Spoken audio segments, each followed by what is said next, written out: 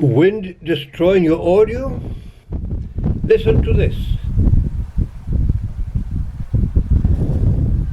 I tested this $100 recorder to see if it can kill wind gusts up to 8 meters per second, while keeping the natural sounds of birds, waves and life around you. From low frequency filters, 80 Hz, 160 Hz, 240 Hz, to double fur hacks. I tried everything. This combo reduced wind so much I barely had to edit anything. And yes, I even tested it against wild gusts. Want to know which is the best windscreen setup, the real flaws of this recorder, and my full tests? Watch the full video linked on your screen.